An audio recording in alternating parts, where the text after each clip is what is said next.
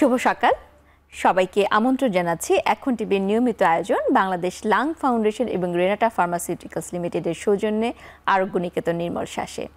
নির্মল শ্বাসে আমরা কথা বলি শ্বাসতন্ত্রের বিভিন্ন সমস্যা নিয়ে, আমরা জানার চেষ্টা করি সমস্যাগুলোর সমাধান। আজকে এই সমস্যাগুলোর সাথে কি কি ধরনের পরীক্ষা নিরীক্ষা করা যায় এবং আমাদের দেশে কি কি ধরনের পরীক্ষা নিরীক্ষার সুযোগ রয়েছে সেই নিয়ে আলোচনা করতে যাচ্ছি। আমাদের আজকের আলোচনার বিষয় ফুসফুসের চিকিৎসায় আধুনিক পরীক্ষা নিরীক্ষা, এবং কথা বলতে আমাদের সাথে আছেন আমাদের দেশে দুজন প্রখ্যাত বক্ষব্যাধি বিশেষজ্ঞ। আমাদের সাথে আছেন ডাক্তার কাজী সাইফুদ্দিন বিন্নু, যিনি যুগ্ম মহাসচিব হিসেবে আছেন বাংলাদেশ লাং ফাউন্ডেশনে। আমাদের সাথে আছেন ডাক্তার তানভীর কামাল ফাহিম, যিনি বর্তমানে আছেন রেজিস্ট্রার হিসেবে বক্ষব্যাধি বিভাগ বারডেম হাসপাতালে। দুজনকে স্বাগত জানাচ্ছি আমাদের এই অনুষ্ঠানে। আমরা এই অনুষ্ঠানে কথা বলবো আজকে বিভিন্ন ধরনের ফুসফুসের পরীক্ষা নিরীক্ষা। আমরা জানি যে বিভিন্ন ধরনের রোগের ক্ষেত্রে বিভিন্ন ধরনের পরীক্ষা নিরীক্ষা করতে হয়। তো তার আগে একটু জানতে চাই ডক্টর কাজী সাইফুদ্দিন বিন্নুর আপনার কাছে যে আমাদের দেশে আসলে ফুসফুসের কি কি ধরনের রোগ দেখা যায়? আসলে ফুসফুসের রোগের যে তালিকা এটা তো বিশাল, তবে আমরা যদি মোটা দাগে ভাগ করি তাহলে দু ধরনের। একটা হচ্ছে সংক্রামক ব্যাধি বা ছোঁয়াচে রোগ, আরেকটি অসংক্রামক ব্যাধি। সংক্রামক ব্যাধিগুলোর মধ্যে যেগুলো রয়েছে সেটার মধ্যে এক নম্বরেই হচ্ছে যক্ষ্মা বা টিউবারকুলোসিস, যেটি আমাদের একটি জাতীয় সমস্যা, বিগত প্রায় শতাব্দী প্রাচীন, এবং এটি বিশ্বজুড়েই এখন পর্যন্ত একটা বিরাট সমস্যা হয়েই রয়েছে। তারপরে রয়েছে নিউমোনিয়া, অর্থাৎ যে কোনো ব্যাকটেরিয়া দিয়ে ফুসফুসে প্রদাহ তৈরি হওয়া বা কনসোলিডেশন তৈরি করে যে সমস্যাটা হয়, এটা একসময় ভয়াবহ ছিল। এখন আসলে অত্যন্ত উচ্চমাত্রার ভালো কার্যকরী অ্যান্টিবায়োটিক চলে আসা, এটা হয়তো কিছুটা আমরা নিয়ন্ত্রণে আনতে পেরেছি, কিন্তু এখনও কোনো ক্ষেত্রে এটি কিন্তু অত্যন্ত ভয়াবহ প্রাণঘাতী হয়ে দাঁড়ায়। এছাড়া শিশুদের ক্ষেত্রে আমরা যেটা বলে থাকি সেটা হচ্ছে ব্রঙ্কিওলাইটিস, এক ধরনের ভাইরাস দিয়ে হয়, এটা বাচ্চাদের খুব ঘন ঘন হয়ে থাকে। ব্রঙ্কিয়েকটেসিস বলে একটা রোগ আছে, যেটা হচ্ছে গিয়ে ফুসফুসে ছোট ছোট গর্ত হয় এবং সেখানে ইনফেকশন হয়। এই ধরনের কতগুলো ছোঁয়াচে রোগ রয়েছে। এছাড়া প্রতি বছর যেটা আমাদের সঙ্গী সাথীর মতো হয়ে গেছে সেটা হচ্ছে ইনফ্লুয়েঞ্জা, এটাও এক ধরনের ভাইরাস দিয়ে হয়ে থাকে। এগুলো হচ্ছে সংক্রামক তালিকার মধ্যে। আর অসংক্রামক ব্যাধিগুলো যে সেইগুলোর মধ্যে রয়েছে ঘুরে ফিরে যে নামগুলো খুবই উচ্চারিত, যেমন অ্যাজমা বা শ্বাসতন্ত্রের প্রদাহজনিত এক ধরনের শ্বাসকষ্ট, সিওপিডি যেটি একটি হচ্ছে দীর্ঘমেয়াদী জটিল শ্বাসতন্ত্রের সমস্যা, আইএলডি বা ডিপিএলডি যেটি হচ্ছে ফুসফুসটার সমস্যা, যেটা ফুসফুসটা আস্তে আস্তে শুকিয়ে অকার্যকর হয়ে যেতে থাকে। এছাড়া আমাদের লাং ক্যান্সার বা ফুসফুসের ক্যান্সার হতে পারে, যেগুলোর সাথে আমাদের যেমন একটা জিনগত বা আমাদের একটা জন্মগত কারণ রয়েছে, একইভাবে একটা পরিবেশগত কারণও রয়েছে। এছাড়া রয়েছে আমাদের যে ছোঁয়াচে রোগ টিবির কথা বললাম, সেই টিবি ভালো হয়ে যাওয়ার পরে কিন্তু ফুসফুসকে অনেক ক্ষতিগ্রস্ত করে থাকে, পোস্ট টিবি লাং ডিজিজ বা যক্ষ্মা পরবর্তী ফুসফুসের সমস্যা। এছাড়া আমরা পেয়ে থাকি যে অনেক সময় কিছু কিছু পরিবেশ দূষণের জন্য অথবা কর্মক্ষেত্রে নানা রকম উত্তেজকের কারণে কিছু নিউমোকোনিওসিস জাতীয় কিছু সমস্যা হয়ে থাকে। যারা খনিতে কাজ করেন, কয়লা খনিতে, বা যারা জাহাজ ভাঙার সাথে জড়িত, তাদের ক্ষেত্রে কিছু কিছু দূষিত পদার্থ ফুসফুসে গিয়ে ফুসফুসকে নষ্ট করে দেয় বা অকার্যকর করে তোলে। এই মোটা দাগে বলতে গেলে এইরকম দুই ভাগে ভাগ করা যায়। তাছাড়া জন্মগত কিছু ফুসফুসের ত্রুটিও থাকতে পারে, সেগুলো এর মধ্যে চলে আসে। এই হচ্ছে ফুসফুসের রোগের একটি সাধারণ তালিকা বা ধারণা। ধন্যবাদ ডক্টর তানভীর, আপনার কাছে একটু জানতে চাই, আমরা বিভিন্ন ধরনের রোগের কথা শুনলাম, এই ধরনের রোগগুলোর পিছনে কিছু তো ইতিহাস থাকে, কিছু উপসর্গ নিয়ে চিকিৎসকের কাছে আসে। সাধারণত ফুসফুসে কি কি ধরনের উপসর্গ নিয়ে একজন রোগী চিকিৎসকের কাছে আসে, সেই ব্যাপারগুলো একটু জানতে চাই। ফুসফুসের রোগ জনিত কারণে মানুষের যে সকল উপসর্গ থাকে, এর মধ্যে আমাদের রোগীরা সবচেয়ে বেশি কমপ্লেন করে সেগুলো হচ্ছে, প্রথমে হচ্ছে কাশি, বুকে ব্যথা, শ্বাসকষ্ট, কাশির সাথে কফ আসা, অনেকে কাশির সাথে রক্ত আসে, এই কমপ্লেনটা করে, এবং জ্বর। বিশেষ করে যক্ষার ক্ষেত্রে আমরা বলে থাকি টানা 2 সপ্তাহের বেশি জ্বর থাকলে বা কাশি থাকলে যক্ষা সন্দেহ করতে হয়। এবং স্যার যে সকল রোগের কথা বললো, হাঁপানি, ধূমপানজনিত শ্বাসকষ্ট রোগ, যক্ষা পরবর্তী জটিলতা, সবগুলো ক্ষেত্রে কমন যে সিমটমগুলো হচ্ছে কাশির সাথে কফ বা রক্ত যায়, বুকে ব্যথা, শ্বাসকষ্ট এবং দীর্ঘমেয়াদী জ্বর। আপনার কাছে একটু জানতে চাই, কাশির কথায় যখন আসলো, আমরা ইদানিং দেখছি যে বারবার পত্রিকায় আসছে, খবরে আসছে যে বাংলাদেশে আবহাওয়া বা বাংলাদেশের বাতাসটি খুব বেশি দূষিত এবং প্রায় সবাই কোনো না কোনোভাবে কাশিতে আক্রান্ত। তো কাশি যদি হয়, প্রথমে এই কাশিটা থেকে কিভাবে বোঝা যাবে যে এটি কোন রোগের কারণে হচ্ছে? আসলে সকল ফুসফুসের রোগেরই একটা সাধারণ উপসর্গ হচ্ছে কাশি। শুধুমাত্র কাশি দেখে আমরা এটা কোন রোগ এভাবে আসলে বলতে পারি না। তো আমাদের দেশে যেটা দেখা যায় যে শীতের শুরুতে শীত যখন চলে যায় তখন হচ্ছে বিভিন্ন ধরনের শ্বাস প্রশ্বাসের রোগের উপসর্গগুলো বেড়ে যায়, অর্থাৎ কাশির ভাবটা বেড়ে যায় এবং পাশাপাশি বিভিন্ন ধরনের ফ্লু এই সময় অ্যাক্টিভ থাকে, ফলে আমাদের কাশিজনিত এই ধরনের রোগগুলো হয়ে থাকে। এছাড়া আপনারা জানেন যে এখন এই মুহূর্তে বাংলাদেশের বায়ু দূষণ, বিশেষ করে ঢাকা শহরের বায়ু দূষণ, যে বিশ্ব স্বাস্থ্য সংস্থার স্ট্যান্ডার্ড যে মাত্রা তার চেয়ে প্রায় 20 থেকে 40 গুণ বেশি। তো এই বায়ু দূষণের কারণে বিভিন্ন যে রেসপিরেটরি বিভিন্ন ভাইরাস, সেগুলো ইনফেকশনগুলো আমাদেরকে বেশি বেশি করে অ্যাটাক করছে, ফলে এই যে শ্বাস রোগের উপসর্গগুলো এই মুহূর্তে বেশি বেশি পাওয়া যাচ্ছে। কাশি, শ্বাসকষ্ট, এগুলোই হচ্ছে উপসর্গ। আমরা মাঝে মাঝে এভাবে বলে থাকি যে দীর্ঘমেয়াদী কাশি, সেক্ষেত্রে আমরা কিছু রোগ আলাদা করতে পারি, যেমন 2 সপ্তাহের বেশি থাকলে যক্ষা, বা অনেক ক্ষেত্রে আমরা মনে করি যে কাশি ভালো হচ্ছে না, যেমন একজন ধূমপায়ী ব্যক্তির দীর্ঘদিন ধরে কাশি ভালো হচ্ছে না, তখন আমরা এটাকে খুবই সিরিয়াসলি নিয়ে তার ভিতরে অন্য কোনো কারণ আছে কিনা, তার কি কোনো টিউমার হলো কিনা বা শ্বাসকষ্টজনিত রোগ আছে কিনা, এগুলো চিন্তা করে আমরা বুকের এক্স-রে বা সিটি স্ক্যান এই ধরনের পথে আগাই। এভাবে আমরা কাশিকে আমরা অ্যানালাইসিস করি। সাধারণত মনে করি যে ভাইরাল কাশিগুলো 1 থেকে 2 সপ্তাহের মধ্যে ভালো হয়ে যায়, কিন্তু যখন ভালো হয় না তখনই আমাদের চিন্তাভাবনা থাকে যে এটার পিছনে আর কি কারণ থাকতে পারে, সে অনুযায়ী পরীক্ষা নিরীক্ষা করো। জি, ধন্যবাদ ডক্টর কাজী সাইফুদ্দিন বেনুর। আপনার কাছে একটু জানতে চাই, পরীক্ষা নিরীক্ষার কথাই যখন আসলো, তো সাধারণত এই ধরনের উপসর্গ নিয়ে যখন একজন রোগী চিকিৎসকের কাছে যায়, কিভাবে রোগটি নির্ণয়ের পিছনে আগানো হয়? আসলে শুধু যে শ্বাসতন্ত্রের রোগ তা না, যে কোনো রোগের ক্ষেত্রেই আমরা চিকিৎসকরা কয়েকটি ধাপ অনুসরণ করে থাকি রোগটাকে বোঝার জন্য। প্রথম এবং অত্যন্ত গুরুত্বপূর্ণ ধাপ হচ্ছে গিয়ে রোগের ইতিহাস, অর্থাৎ এই সমস্যাটা তার কতদিন ধরে হচ্ছে, কিভাবে শুরু হলো, কখন বাড়ে কখন কমে, এই কতগুলো তথ্য আমাদেরকে অত্যন্ত নিখুঁতভাবে নিতে হবে। যে কথাটা ডক্টর ফাহিম বলছিলেন যে একটু দীর্ঘমেয়াদী কাশি হলে যক্ষা হওয়ার সম্ভাবনাটা বেশি। জি, আবার যদি এমন হয়ে থাকে যে কোনো বিশেষ একটা পরিস্থিতির মুখোমুখি হলেই তার কাশি হয়, তো একটু ঠান্ডা কিছু খেলে তার কাশি হয়, বা একটু ধুলাবালিতে গেলে তার কাশি হয়, তখন কিন্তু তার অ্যাজমা হওয়ার সম্ভাবনাটা বেশি। যদি এমন হয়ে থাকে যে রোগী ধূমপান করছেন অনেকদিন লম্বা সময় ধরে এবং কাশছেন, তখন কিন্তু তার সিওপিডি হওয়ার সম্ভাবনাটা বেশি।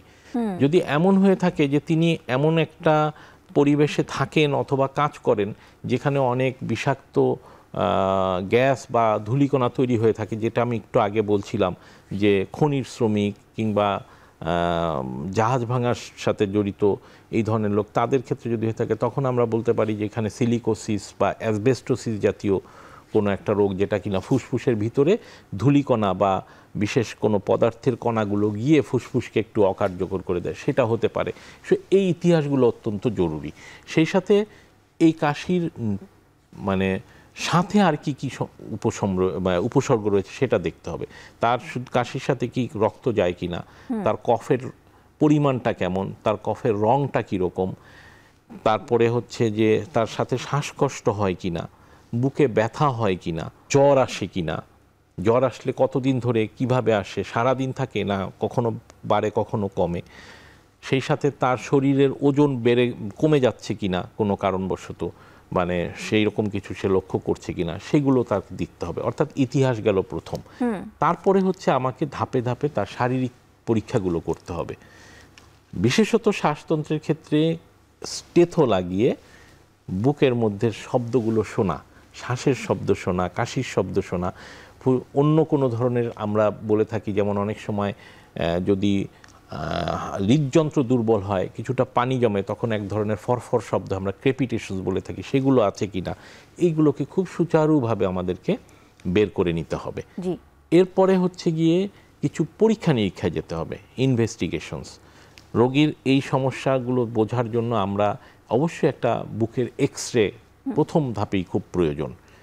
সেই সাথে লাং ফাংশন টেস্ট, অর্থাৎ ফুসফুসের কার্যক্ষমতা দেখার জন্য আমরা একটা স্পাইরোমেট্রি বলে একটা পরীক্ষা করে থাকি, সেটা করতে হতে পারে। সেই সাথে কিছু কিছু রক্তের পরীক্ষা আমাদেরকে সহায়তা করে দিবে যে এই জিনিসটা কি ধরনের। রক্তের বিভিন্ন যে কণিকাগুলো আছে তার মাত্রার উপরে নির্ভর করে এটা আমরা বুঝতে পারি। কফটা পরীক্ষা করতে হবে, তার মধ্যে কোনো জীবাণু আছে কিনা, সেটা যক্ষার জীবাণু থাকতে পারে, নিউমোনিয়ার জন্য কোনো ব্যাকটেরিয়া থাকতে পারে, ছত্রাক থাকতে পারে, সেখানে ভাইরাসের পরীক্ষা করা যেতে পারে। এই পরীক্ষাগুলো আমরা করে থাকি এবং পরবর্তীতে যদি আমরা সন্দেহ করি তাহলে আমরা ব্রঙ্কোস্কোপি করে থাকি, অর্থাৎ শ্বাসনালীর মধ্য দিয়ে নল ঢুকিয়ে ফুসফুস পর্যন্ত পৌঁছে সেখানকার ভিতরটা দেখা, এবং যদি ওখানে সন্দেহজনক কোনো স্থান থাকে সেখান থেকে আমরা অনেক সময় বায়োপসি নেই, অথবা ওই জায়গাটাকে পানি দিয়ে ধুয়ে ওই পানিটা নিয়ে বের করে এনে আমরা পরীক্ষা করে দেখি যে কোনো কার্যকারণ এটার পিছনে পাওয়া যায় কিনা। এরকম ধাপে ধাপে অনেকগুলো পরীক্ষার মাধ্যমে, আরও অনেক পরীক্ষা আছে, প্রধানত আমি বললাম এই পরীক্ষাগুলোর মাধ্যমে আমরা রোগটা নির্ণয় করার চেষ্টা করি। ডাক্তার তানভীর, আপনার কাছে একটু জানতে চাই, আমরা তো এক্স-রের কথা সবসময় শুনি, অথচ আধুনিক বিশ্ব সেই এক্স-রেটাকে একটি অন্যরকম অবস্থায় নিয়ে গিয়েছে। আমরা এখন জানি আর্টিফিশিয়াল ইন্টেলিজেন্সের ব্যবহার করা হচ্ছে। বাংলাদেশ লাং ফাউন্ডেশনও ইদানিং এই প্রক্রিয়ার দিকে আগাচ্ছে। আমি সেই গল্পটি একটু আপনার কাছে জানতে চাই যে বাংলাদেশ লাং ফাউন্ডেশন এখানে কিভাবে ভূমিকা পালন করছে এই এক্স-রে নিয়ে কাজ করার পিছনে। ধন্যবাদ। এক্স-রে হচ্ছে আমাদের সকল প্রকার শ্বাসের যে রোগ, লাংসের যে ক্রনিক রোগ, সেগুলো একটা প্রাথমিক স্ক্রিনিং পরীক্ষা। অর্থাৎ এক্স-রে করে আমরা দেখি, তার এক্স-রে হচ্ছে বুকের বেসিক্যালি একটা ছবি, একটা সাধারণ একটা ছবি। সে ছবিতে আমরা দেখি তার বুকের কোথাও কোনো ইনফেকশনের জন্য কোথাও কোনো ঘা হয়েছে কিনা, কোথাও কোনো পানি জমেছে কিনা, বা কোথাও কোনো হাড় ভেঙে গেছে কিনা। তো এক্স-রে দিয়ে আমরা প্রাথমিকভাবে যাচাই করি যে তার বুকের ছবিটা এই অবস্থা। তো আমরা যখন মনে করি যে আমার আরেকটু, যে ডান দিকে আমরা একটা ঘা দেখতে পাচ্ছি, এটার আরেকটু ডিটেলসে ভিতরে দেখতে যাব, সেজন্য আমরা তখন আরেকটু অ্যাডভান্স ধরনের বিভিন্ন করি, যেমন সিটি স্ক্যান বা ব্রঙ্কোস্কোপি যেটাই বলি। আমাদের শুরু কিন্তু হয় একটা বুকের একটা সাধারণ একটা এক্স-রে দিয়ে, চেস্ট এক্স-রে, পোস্টেরিয়র অ্যান্টেরিয়র। তো বাংলাদেশ লাং ফাউন্ডেশন তার প্রতিষ্ঠার শুরু থেকে চেষ্টা করে যাচ্ছে যে বাংলাদেশের সকল জায়গায় বুকের এক্স-রে যেন সহজভাবে প্রচলিত থাকে। আমরা যারা ঢাকা শহরে বাস করি, আমরা বুকের এক্স-রে থেকে শুরু করে সিটি স্ক্যান, এমআরআই, সকল ধরনের পরীক্ষা আমাদের আশেপাশের বিভিন্ন ডায়াগনস্টিক সেন্টার অ্যাভেলেবল। কিন্তু বাস্তবতা হচ্ছে যে বাংলাদেশের 64 জেলায়, 365টা থানায়, সব জায়গায় কিন্তু বুকের এক্স-রে অ্যাভেলেবল না, এবং বুকের এক্স-রের মধ্যে কিছু মেশিনের তারতম্য রয়েছে। ডিজিটাল, অ্যানালগ, সবগুলোর মান কিন্তু একরকম না। তো বাংলাদেশ লাং ফাউন্ডেশন তার প্রতিষ্ঠাকাল থেকে চেষ্টা করে যাচ্ছে যে বাংলাদেশের সকল জায়গায়, একটা মানুষ সে ঢাকায় আছে বলে ভালোভাবে পরীক্ষা করতে পারছে, অথচ সে যখন একটি প্রত্যন্ত গ্রামাঞ্চলে থাকবে সে বেসিক কোনো টেস্টের কাছে যাবে না, এটা কিন্তু কারোরই কাম্য নয়। লাং ফাউন্ডেশনের ঐকান্তিক চাওয়া যে সকল জায়গায় একজন মানুষ যে সাধারণ কিছু ফুসফুসের পরীক্ষা নিরীক্ষার কাছে যেতে পারে, যেমন এটা হওয়া উচিত একটি বুকের এক্স-রে, ফুদের পরীক্ষা, স্পাইরোমেট্রি, এগুলো একটু চেষ্টা করলেই আমরা সরকার বা আমরা ব্যক্তিগতভাবেও যদি চাই সব জায়গায় অ্যাভেলেবল করতে পারি। তা বাংলাদেশ লাং ফাউন্ডেশনের কামনা এবং ঐকান্তিক চেষ্টা প্রতিষ্ঠাকাল থেকে চেষ্টা করে আসছে যেন বাংলাদেশের সকল প্রত্যন্ত অঞ্চলে একজন মানুষ তার উপসর্গ বোধ করা মাত্রই এই ধরনের বেসিক টেস্ট, বুকের এক্স-রে, কফ পরীক্ষার মাধ্যমে যক্ষা নির্ণয় বা ইনফেকশন নির্ণয়, বা ফুসফুসের সক্ষমতা যাচাই করার জন্য ফুদের পরীক্ষা, স্পাইরোমেট্রি, এই পরীক্ষাগুলো যেন করতে পারে। আমাদের যে অ্যাডভান্সড পরীক্ষা, ব্রঙ্কোস্কোপি বা সিটি স্ক্যান বা মেশিনের মাধ্যমে বুকের ভেতর দেখে দেওয়া, এই ধরনের পরীক্ষা বিভাগীয় পর্যায়ে বা ঢাকা শহরে টারশিয়ারি হাসপাতাল এসব জায়গায় হোক, কিন্তু একটা সাধারণ মানুষ যেন বেসিক বুকের এক্স-রে, যক্ষা নির্ণয়, কফ পরীক্ষা, সিবিসি বাংলাদেশের প্রতিটা জেলায়, প্রতিটা উপজেলায়, ইভেন গ্রামাঞ্চলে প্রতিটা মানুষের কাছে যেন সহজলভ্য হয়, এই উদ্দেশ্যেই বাংলাদেশ লাং ফাউন্ডেশন চেষ্টা করে যাচ্ছে এবং কাজ করে যাচ্ছে নিরলসভাবে। ধন্যবাদ। আমরা এই নিয়ে আরো কথা শুনবো, একটি বিরতির সময় হয়েছে।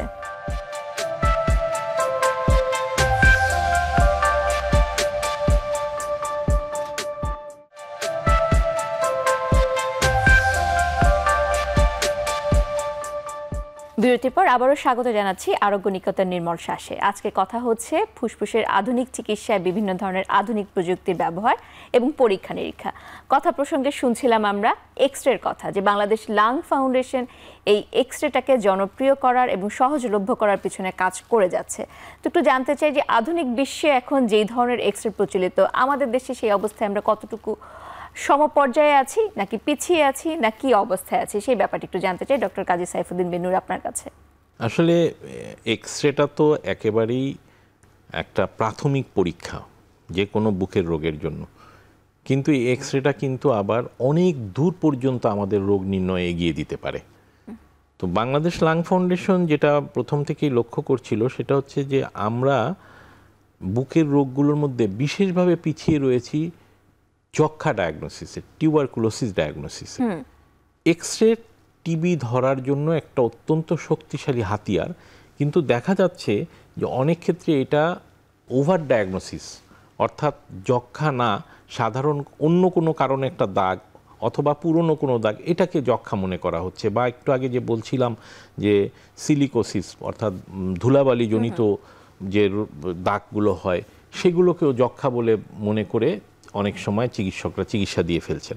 আবার অনেক ক্ষেত্রে হয়ে যাচ্ছে আন্ডার ডায়াগনোসিস, অর্থাৎ তার যক্ষা আছে কিন্তু ওটাকে মনে করা হচ্ছে না এটা যক্ষা না, এটা হয়তো বা কোনো একটা শুকনা দাগ, অথবা এটা সাধারণ কোনো একটা হয়তো নিউমোনিয়া, অতএব শুধু 7 দিন 10 দিনে অ্যান্টিবায়োটিকে কাজ হবে। এইভাবেও কিন্তু চিকিৎসকরা ভুল করে ফেলছেন। এটা চিকিৎসকদের দোষ দেওয়া ঠিক হবে না, কারণ হচ্ছে গিয়ে যে আমাদের আসলে সঠিক ওরিয়েন্টেশনটা এই ব্যাপারে ওইভাবে নেই। আমরা যদি এই জিনিসটা গুরুত্ব দিতে পারি তাহলে কিন্তু অনেক ক্ষেত্রেই আমরা এই ভুলগুলো থেকে বের হয়ে আসতে পারবো। সেই ধারণা থেকে আর কি বাংলাদেশ লাং ফাউন্ডেশন একটা ম্যানুয়াল তৈরি করেছেন এবং এটার ক্ষেত্রে বিশেষ সহযোগিতা প্রদান করেছেন ICDDRBর যে যক্ষা নিয়ন্ত্রণ কার্যক্রম তারা। অর্থাৎ এখানে আমরা কিভাবে একটা এক্সরেকে ধাপে ধাপে অল্প সময়ের মধ্যে একজন চিকিৎসক বুঝতে পারবেন যে এখানে কি কি সমস্যা আছে এবং এটা টিবি কিনা অথবা এটা টিবি না, এইটাতে যাতে তারা বুঝতে পারেন, এই জন্য আমরা একটা খুব সহজ ম্যানুয়াল তৈরি করেছি এবং একটা ট্রেনিং কোর্সের ব্যবস্থা করেছি এবং আমরা বিভিন্ন জেলা পর্যায়ে এটিকে নিয়ে গিয়েছি। এই সাথে আরেকটি অতি আধুনিক অবস্থার কথা আমি বলবো, যেটা খুবই একটা কৌতূহল উদ্দীপক একটা বিষয়, সেটা হচ্ছে এই এক্সরে রিডিংয়ে, অর্থাৎ এক্সরে বোঝার জন্য AI বা আর্টিফিশিয়াল ইন্টেলিজেন্সের ব্যবহার। এবং আপনি জেনে খুবই খুশি হবেন যে বাংলাদেশ লাং ফাউন্ডেশন একেবারে প্রথম পর্যায় থেকে এই কাজটা ডেভেলপ করছে এবং এটাতেও ICDDRB সহযোগিতায়। এবং এখানে যেটা করা হয় যে একটা এক্সরে তো সাদা কালো, আমরা সাদা কালোর তফাৎ দেখে এটা বোঝার চেষ্টা করি। এইখানে সেই সাদা কালোর যে শ্যাডোগুলো আছে, ছায়াগুলো আছে, এগুলোকে বিভিন্ন রঙে ভাগ করা হয় এবং এই রঙগুলো যেখানে সবচেয়ে বেশি ইনফেকশন আছে অতিমাত্রায় সেখানটা লাল রং প্রকাশ করে এই AI-এর মাধ্যমে, তারপরে কমলা রং, তারপরে হলুদ রং, এবং যেখানটা একদম ভালো সেখানে সবুজ নীল রং এরকম হয়ে যায়। এবং যখন এই এক্সরের ফিল্ডটাকে এই AI এই ধরনের একটা রঙের ম্যাপের মতো ম্যাপিং করে ফেলে এবং তারপরে সে নিজেই একটা ডিসিশন দেয় যে এটার মধ্যে যক্ষা থাকতে পারে অথবা না, এটার মধ্যে যক্ষা নেই। এই জিনিসটা আমরা পাইলট আকারে এটা শুরু করেছি এবং আমরা যতটুকু করতে পেরেছিলাম তাতে আমরা দেখেছি যে AI-এর কিন্তু ভুলের মাত্রা খুব কম। অর্থাৎ AI-এর মাধ্যমে আমরা প্রাথমিকভাবেই একটা সর্টিং করে ফেলতে পারি যে এই রোগীগুলো যক্ষা হওয়ার সম্ভাবনা, এগুলোর যক্ষার সম্ভাবনা নেই। এতে যে সুবিধাটা হচ্ছে যে যক্ষার যে বিশাল লোড আমাদের প্রত্যন্ত অঞ্চলের চিকিৎসকদের ঘাড়ের উপরে এসে পড়ছে, সেটার থেকে তারা অনেকাংশে রক্ষা পাচ্ছেন। এবং শুধুমাত্র AI দিয়ে এই একটা কাট অফ ভ্যালু তৈরি করা হয়েছে যে কত পর্যায় পর্যন্ত গেলে এটাকে আমরা যক্ষ্মা ধরতে পারি, সেইটাকেও আমরা রেখেছি যাতে ভুল না হয় এরকম একটা মার্জিনে। সেটা নিয়ে শুধুমাত্র ওই অংশটুকুকে কিন্তু চিকিৎসকের মাধ্যমে যাচাই বাছাই এবং একজন রেডিওলজিস্টের মাধ্যমে যাচাই বাছাই করে আমরা যক্ষ্মায় পৌঁছানোর চেষ্টা করছি। ফলে যক্ষ্মার ডায়াগনোসিসটা এই যে ওভার ডায়াগনোসিস এবং আন্ডার ডায়াগনোসিসের যে ভুলটা ছিল সেটা অনেকাংশেই এই ফারাকটাকে কমিয়ে আনা সম্ভব হয়েছে। ডক্টর তানভীর, আপনার কাছে চলে যাচ্ছি আরেকটি পরীক্ষার বিষয় নিয়ে। আমরা স্পাইরোমেট্রির কথা শুনেছি যে এটি আস্তে আস্তে জনপ্রিয় করার পিছনে বাংলাদেশ লাং ফাউন্ডেশন একটা বড় ভূমিকা রয়েছে, তো সেই গল্পটি একটু শুনতে চাই। স্পাইরোমেট্রি টেস্টের বাংলা প্রতিরূপ হচ্ছে ফু দেওয়ার পরীক্ষা। অর্থাৎ এখানে কি করা হয়, একটা স্পাইরোমেট্রি মেশিন থাকে, মেশিনটা বেসিক্যালি একটা ফু দেওয়ার একটা যন্ত্র, এরকম এতটুকু লম্বা, সেখানে রুগী অনেক জোরে ফু দেয়। ফু দেওয়ার পরীক্ষার মাধ্যমে আমরা তার ফুসফুসের সক্ষমতা বিচার করি যে তার 6 সেকেন্ডে উনি ফু দিল উনি কতটুকু দিতে পারছেন। আমরা সাধারণত বলি 80% বেশি যদি উনি ফু দিতে পারে ওনার ফুসফুসের ধারণ ক্ষমতা, তাহলে এটি স্বাভাবিক। তো ফুসফুসের সক্ষমতা বিচার করার পাশাপাশি স্পাইরোমেট্রি পরীক্ষার মাধ্যমে আমরা বেশ কিছু রোগ নির্ণয় করে থাকি, যেমন হচ্ছে মোস্ট ইম্পর্টেন্টলি হাঁপানি বা অ্যাজমা এবং ধূমপানজনিত শ্বাসকষ্টের রোগ সিওপিডি এবং অ্যাজমা রোগের গোল্ড স্ট্যান্ডার্ড টেস্ট হচ্ছে এই স্পাইরোমেট্রি পরীক্ষা। এবং এই স্পাইরোমেট্রি পরীক্ষা আরও কি করা হয়, প্রথমে তো রুগী ফু দিয়ে থাকে, রুগী মোট 3 বার ফু দেয়। এই 3 বার ফু দেওয়ার পরে আমরা রুগীকে ইনহেলার দিই, অর্থাৎ হাঁপানি রোগের চিকিৎসা দিই। এই ইনহেলার দেওয়ার ফলে রোগীর ভিতরে যে গ্যাসটি গেল এতে তার ফুসফুসের কতটুকু উন্নতি ঘটলো সেটা আমরা আবার 15 মিনিট পরে আবার ফু দিয়ে পরীক্ষা করি। এতে কি হলো, আমরা প্রথম ধাপে জানলাম যে রোগীর এই রোগটি রয়েছে। দ্বিতীয়ত এই রোগের চিকিৎসায় ইনহেলার দিলে তার ফুসফুস কতটুকু উন্নতি হচ্ছে সেটাও আমরা জেনে ফেলাম, মানে আমার ট্রিটমেন্টের রেসপন্সটা। তাহলে এই স্পাইরোমেট্রি পরীক্ষার মাধ্যমে আমরা একই সাথে ফুসফুসের ক্ষমতা জানতে পারছি, তার হাঁপানি বা সিওপিডি রোগ আছে কিনা জানতে পারছি, রোগ থাকলে চিকিৎসায় তার কতটুকু রেসপন্স সেটা জানতে পারছি। পাশাপাশি বেশ কিছু বড় ধরনের অপারেশন যেমন ফুসফুসের অপারেশন, হার্টের অপারেশন বা পেটের বড় কোনো অপারেশন, এই ধরনের অপারেশনের পূর্বে সার্জনরা স্পাইরোমেট্রি পরীক্ষাটি অ্যাডভাইস করে থাকে যেন রোগীর ফুসফুসের সক্ষমতা, অর্থাৎ আমি একটা বড় অপারেশনে যাব, অপারেশন শেষে তার রিকভারি করতে কোনো মেজর কোনো সমস্যা হবে কিনা, ফুসফুসের সক্ষমতা ঠিক আছে কিনা যাচাই করার জন্য এই পরীক্ষাটি করে থাকেন। ধন্যবাদ।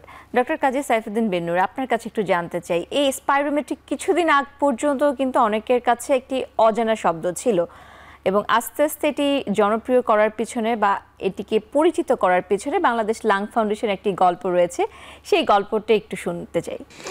আসলে এটা তো স্পাইরোমেট্রি জিনিসটা আমরা যখন প্রথম অ্যাজমা, সিওপিডি বা শ্বাসতন্ত্রের রোগগুলো নিয়ে কাজ শুরু করি আজ থেকে 25-30 বছর আগে, তখন আমরা দেখেছিলাম যে প্রথমত দেখেছিলাম যেটা নিয়ে আমি আগেও অন্য একটি অনুষ্ঠানে বলেছি যে আমাদের কোনো তথ্য উপাত্ত ছিল না আসলে রোগ কী পরিমাণ আছে, কোথায় আছে রোগী, কে কতজন অ্যাজমা রোগী, কতজন সিওপিডি রোগী বা কতজন অন্য রোগী। আমরা প্রথম সেই জরিপগুলো করার চেষ্টা করেছি। আরেকটি জিনিস আমরা দেখেছি, উন্নত বিশ্বের দিকে তাকিয়ে দেখলাম যে প্রতিটি প্রতিষ্ঠান যারা বিশ্বব্যাপী এগুলো নিয়ে কাজ করে অথবা প্রত্যেকটা দেশের যে বক্ষব্যাধিদের প্রতিষ্ঠান তাদের নিজস্ব একটা গাইডলাইন আছে যে কিভাবে তারা চিকিৎসা করবেন, এবং সেখানে আমরা প্রথম বুঝতে পারি যে এই ধরনের শ্বাসতন্ত্রের রোগের জন্য স্পাইরোমেট্রি পরীক্ষাটা, যেটা ডক্টর ফাহিম অত্যন্ত সুন্দরভাবে বলেছেন যে সেইটা খুব জরুরি। অর্থাৎ ফু দিয়ে ফুসফুসের কার্যক্ষমতা দেখা, কতটুকু জোরে উনি ফু দিতে পারছেন, কতখানি বাতাস উনি নিতে পারছেন, ছাড়তে পারছেন, কতটুকু সময়ের মধ্যে পারছেন, কি গতিতে পারছেন, এই জিনিসগুলো একটা সুন্দর ছকের মাধ্যমে মেপে গ্রাফের মাধ্যমে প্রকাশ করে আমরা বুঝে নেই যে রোগটার মাত্রা কি।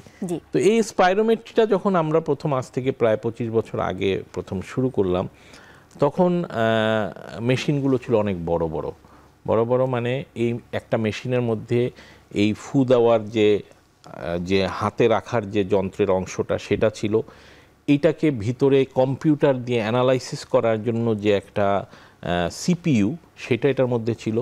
এই রিপোর্টটা তৈরি হওয়ার পরে সেটা প্রিন্ট করে বের হওয়ার জন্য একটা ছোট প্রিন্টার ওইটার সাথে লাগানো থাকে। আচ্ছা, সো এটা একটা মোটামুটি একটা টোটাল প্যাকেজ, একটা বড়সড় যন্ত্র নিয়ে এটা নিয়ে আসলে চলাচল করা খুব মুশকিল ছিল।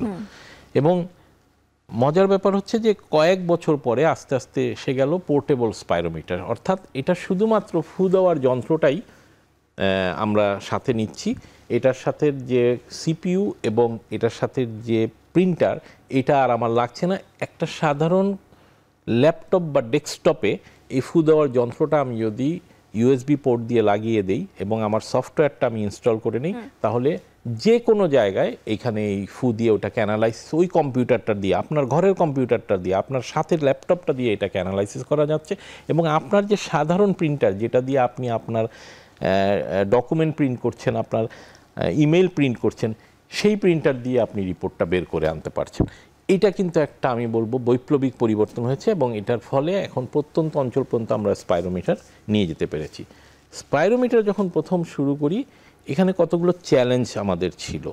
একটা তো হচ্ছে যে এটা কীভাবে ব্যবহার করতে হয় সেই ম্যানুয়াল তৈরি করে চিকিৎসকদের শেখানো, রোগীদেরকে কিভাবে এটা করতে হয় সেটা বোঝানোর জন্য নার্সদেরকে এবং চিকিৎসকদেরকেও বোঝানো যে এইভাবে করে রোগীকে উদ্বুদ্ধ করতে হবে, শেখাতে হবে এবং তাদেরকেও এই ব্যাপারে আগ্রহী করে তুলতে হবে।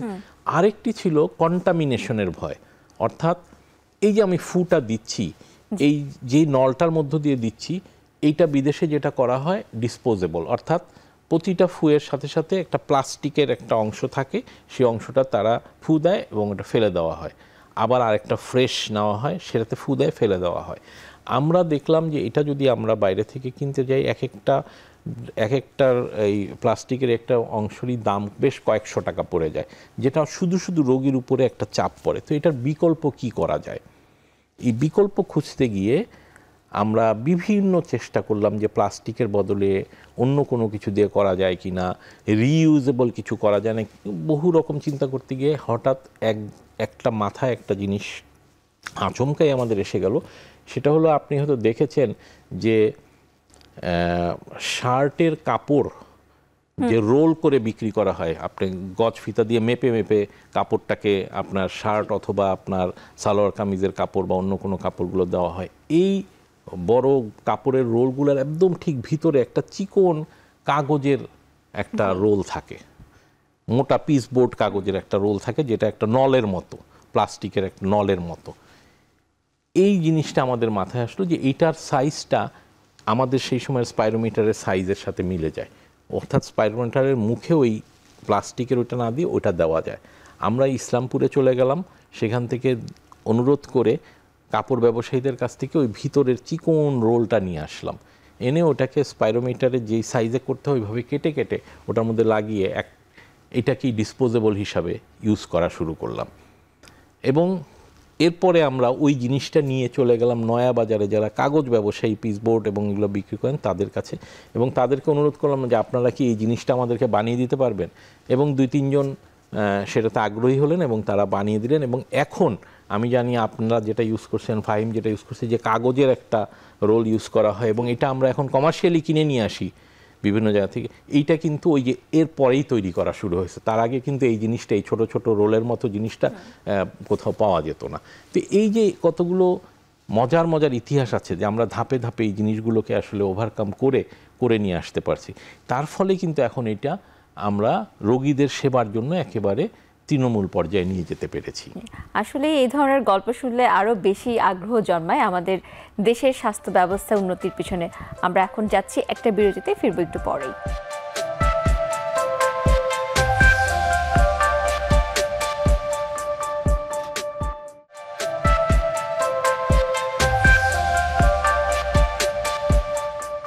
বিরতির পর আবারও স্বাগত জানাচ্ছি আরোগ্য নিকেতন নির্মল শ্বাসে। কথা হচ্ছে ফুসফুসের আধুনিক চিকিৎসায় বিভিন্ন ধরনের পরীক্ষা নিরীক্ষা ইত্যাদি বিষয় নিয়ে। আমরা আধুনিক চিকিৎসার ক্ষেত্রে বা পরীক্ষা নিরীক্ষা যখন কথা বলছিলাম, একটি কথা আসছিল ব্রঙ্কোস্কোপি। ব্রঙ্কোস্কোপি বলতে যেটা বোঝায় সেটা শুনলেই আমাদের রোগী অনেকেই আছে, এখনও আমরা দেখি যে হাসপাতালে ভর্তি রোগী শুধু এই পরীক্ষাটির কথা শুনলেই ভয় পেয়ে বলে যে আমি এটি করবো না, আমি হাসপাতাল থেকে চলে যাব। তো আসলে পরীক্ষাটি কতটুকু ভীতিকর, আসলে কি ভীতিকর কিনা, এবং যদি না হয় তাহলে এটির মাধ্যমে কি কি তথ্য আমরা পেতে পারি সেই ব্যাপারগুলো একটু জানতে চাই সাথে। ধন্যবাদ। ব্রঙ্কোস্কোপি শব্দটার মানে হচ্ছে, ব্রঙ্কাস মানে হচ্ছে আমাদের শ্বাসনালী, স্কোপি মানে হচ্ছে দেখা। অর্থাৎ এখানে কি করা হয়, এটা হচ্ছে আধুনিকতম একটি ফুসফুসের পরীক্ষা, যেখানে একটি ফ্লেক্সিবল নল আর কি, নল বা পাইপের মাথায় ক্যামেরা লাগানো থাকে এবং ওই নলটি আমরা ফুসফুসে রোগীর শ্বাসনালীর ভিতরে দিই। কিভাবে দিই? আমরা নাক দিয়ে দিতে পারি, মুখ দিয়ে দিতে পারি। দিয়ে আমরা তার বুকের ভিতরে শ্বাসনালীটা দেখি। কিভাবে দেখি? ক্যামেরাতে আমরা একটা টিভিতে ভিডিও হিসেবে দেখি, অর্থাৎ নলটি থাকে রোগীর শ্বাসনালীর ভিতরে এবং আমরা বাহিরে টিভিতে ওটা দেখতে পারি। এখন এটার সুবিধা কি? সুবিধা হচ্ছে যে অনেক সময় রোগী কফ দিতে পারে না, তখন আমরা বুকের ভিতরে গিয়ে ওই জায়গাটা পরিষ্কার করে কিছু কফ নিয়ে আসি, বিভিন্ন রস নিয়ে আসি, বা যে ধরনের টিউমার বুকের মাঝখানের দিকে হয় সেইখান থেকে আমরা বায়োপসি পরীক্ষার মাধ্যমে অল্প একটু রস বা মাংস নিয়ে আসি। বা অনেক সময় দেখা যায় যে বাচ্চাদের হিজাব পিন খেয়ে ফেলেছে বা বড়ইয়ের বিচি খেয়ে ফেলেছে, ভুল করে শ্বাসনালীতে চলে গেছে। বড়দের ক্ষেত্রে একটা আলগা দাঁত ভিতরে চলে গেছে, বা স্ট্রোকের রোগীদের বারবার নিউমোনিয়ার কারণে ভিতরে একটু পুজ জমেছে, ময়লা জমেছে, আমরা সেটা সাকশন দিয়ে বের করে নিয়ে আসতে পারি। তো এটি একটি ইনভেসিভ পরীক্ষা। সকল ইনভেসিভ পরীক্ষাতে কিছু রিস্ক আছে, তবে আমি আমাদের রোগীদেরকে বলতে চাই এই পরীক্ষাটি একটি অত্যন্ত নিরাপদ পরীক্ষা। এই পরীক্ষার মাধ্যমে মৃত্যু হার খুবই খুবই কম, এবং রোগীরা কমপ্লেন করে যে তার একটু অস্বস্তি লাগে, একটু দম বন্ধ হয়ে আসে, কিন্তু এই পরীক্ষা আসলে রক্তপাত বা ব্লিডিংয়ের সম্ভাবনা খুবই কম। এবং এই পরীক্ষাটি আমরা অ্যানেস্থেসিয়ার মাধ্যমে করতে পারি, অর্থাৎ আমরা সাধারণত দুইভাবে করি, লোকাল অ্যানেস্থেসিয়া বা জেনারেল অ্যানেস্থেসিয়া। লোকাল অ্যানেস্থেসিয়া কি হয়? আমরা রোগীর মুখে কিছু স্প্রে দেই, আমরা টিউবের গায়ে কিছু লোকাল অ্যানেস্থেসিয়া মিশিয়ে রাখি, ফলে রোগী কোনো ব্যথা পায় না। সম্পূর্ণ পরীক্ষার সময় কিন্তু সে সচেতন থাকে, সে টের পায়। রোগী নিজে ক্যামেরার দিকে তাকিয়ে, টিভির দিকে তাকিয়ে সব কিছু দেখতে পারে। এটা হচ্ছে লোকাল অ্যানেস্থেসিয়া দেওয়ার ফলাফল। রোগীর কিছুটা অস্বস্তি লাগে যে তার শ্বাসনালীতে একটি নল যাচ্ছে, তো সে কিন্তু আদৌ কোনো ব্যথা পায় না এবং কোনো রক্তক্ষরণও হয় না।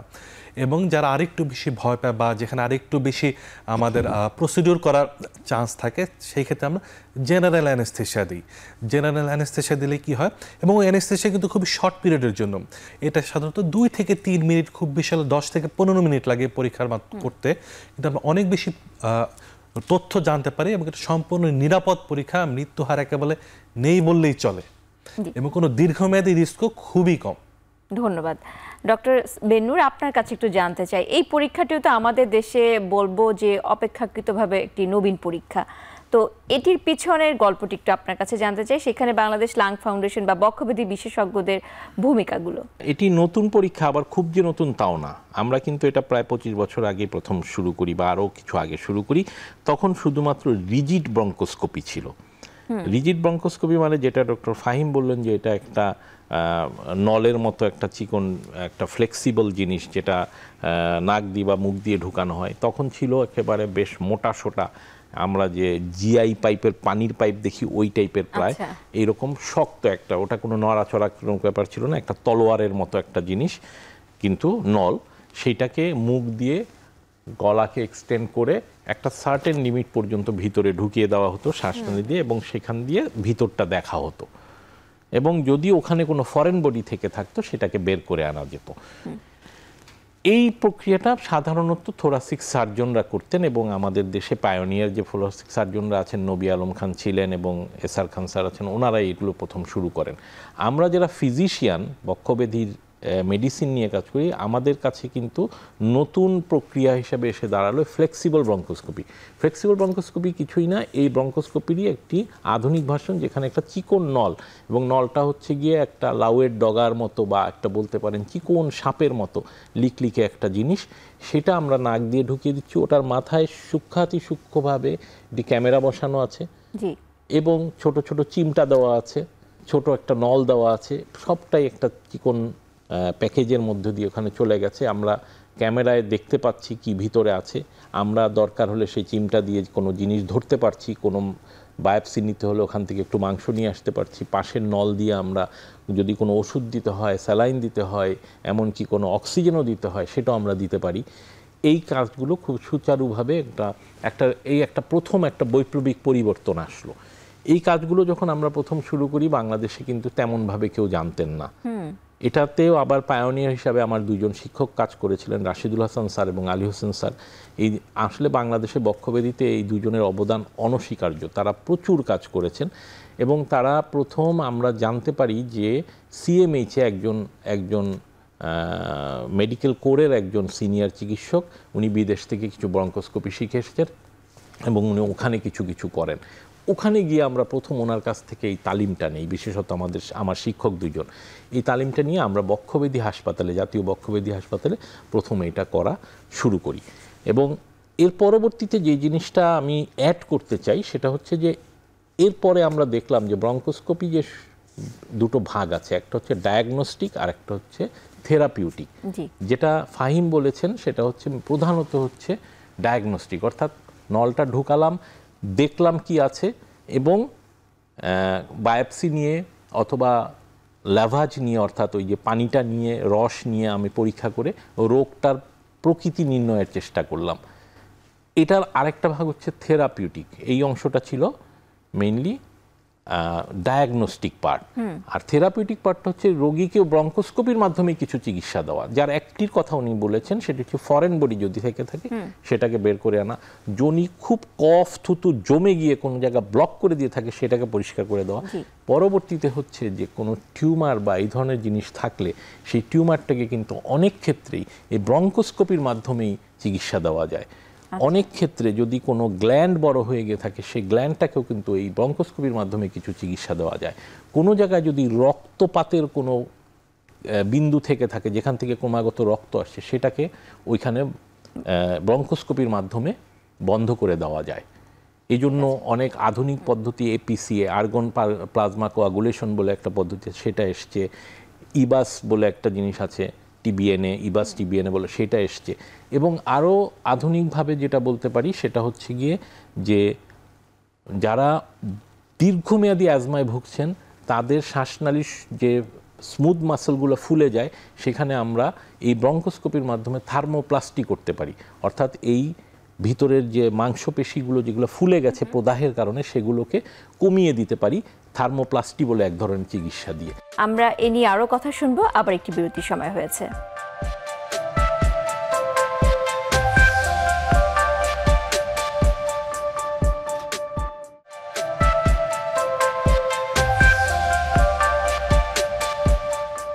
বিরতির পর আবারও স্বাগত জানাচ্ছি আরোগ্য নিকেতন নির্মল শ্বাসে। কথা হচ্ছে আধুনিক চিকিৎসা পদ্ধতির ক্ষেত্রে আধুনিক পরীক্ষা নিরীক্ষা। আমরা শুনছিলাম ব্রঙ্কোস্কোপির গল্প এবং সেটি কি কি কাজে ব্যবহৃত হয় সেই ব্যাপারগুলো একটু। যে আমরা চিকিৎসা দিয়ে থাকি এটার মাধ্যমে আজকাল, তার মধ্যে একটি বলছিলাম যে আমরা থার্মোপ্লাস্টি করে থাকি, অর্থাৎ যে অ্যাজমা রোগীদের যদি ভিতরের যে শ্বাসনালীর যে মাংসপেশিগুলো ওগুলো প্রদাহের কারণে ফুলে যায়, আমরা থার্মোপ্লাস্টি করে ব্রঙ্কোস্কোপির মাধ্যমে সেই প্রদাহ কমিয়ে সেটাকে পাতলা করে দিতে পারি। যাদের সিওপিডি রোগে ফুসফুসটা ক্রমাগত ফুলে যাচ্ছে বাতাস জমে জমে, তাদেরকে আমরা ব্রঙ্কোস্কোপির মাধ্যমে ওয়ান ওয়ে ভাল্ব দিয়ে দিতে পারি, যেই ভাল্বটার মধ্য দিয়ে শুধু বাতাস বের হতে পারে কিন্তু ঢুকতে পারে না। ফলে ওই জমে যাওয়া বাতাস তার চেপে বের হয়ে আসে আস্তে আস্তে এবং ফুসফুসের যে চাপ, বুকের যে চাপ সেটা তার কমে যায়। আমরা যদি শ্বাসনালীর কোনো জায়গায়, সেটা ছোট জায়গা বড় জায়গা হোক, কোনো জায়গায় যদি ক্ষতিগ্রস্ত হয়ে থাকে যে কোনো কারণে, সেটা আঘাতজনিত কারণে হোক, রোগজনিত কারণে হোক, সেখানে আমরা স্টেন্টিং, যেভাবে আমরা বলে থাকি যে হার্টের রিং পরানো, সেভাবে আমরা কিন্তু ওখানে এখন রিং পরিয়ে দিতে পারি, এই ব্রঙ্কিয়াল স্টেন্টিং করে দিতে পারি ওখানে।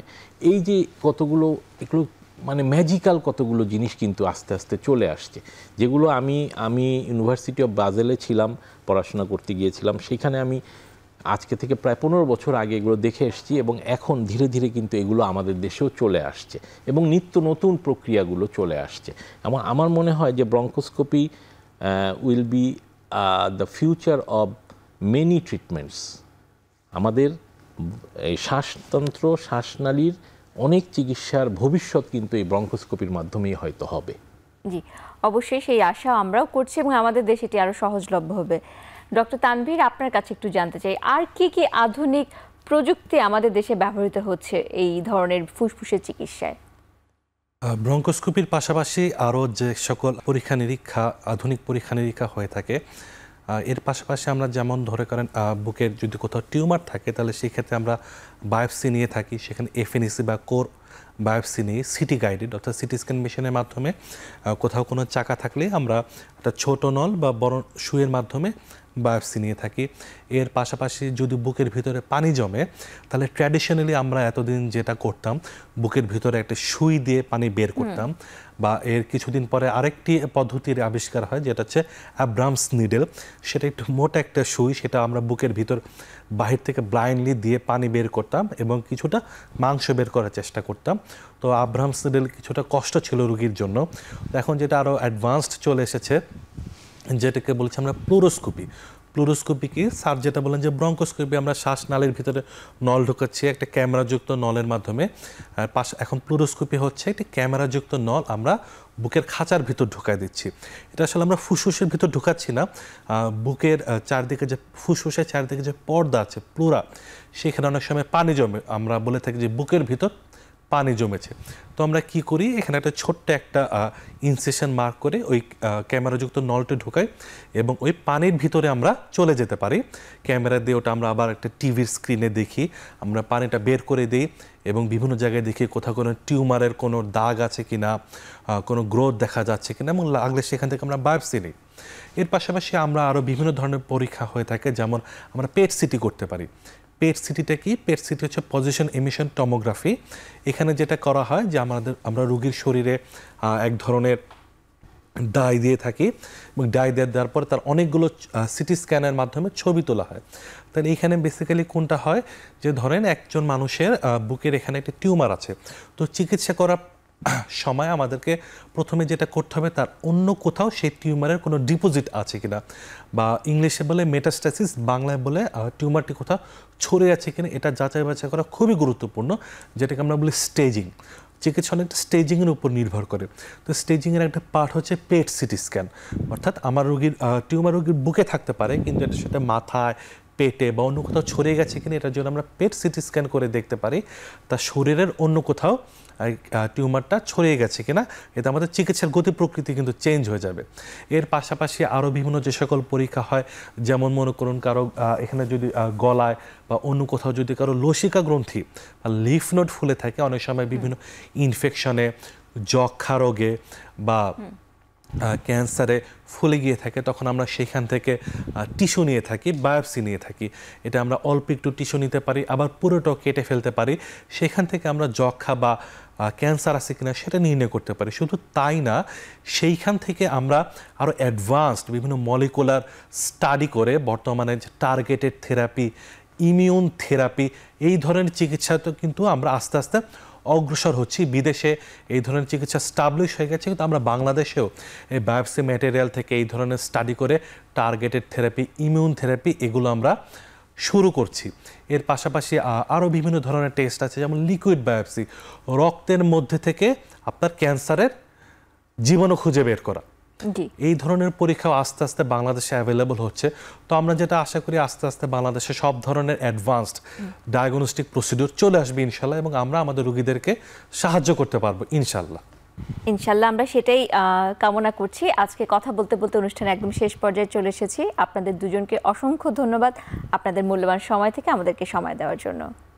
ধন্যবাদ। দর্শক, আজকে এখানেই বিদায় নিচ্ছি। ভালো থাকুন, সুস্থ থাকুন, সচেতন থাকুন।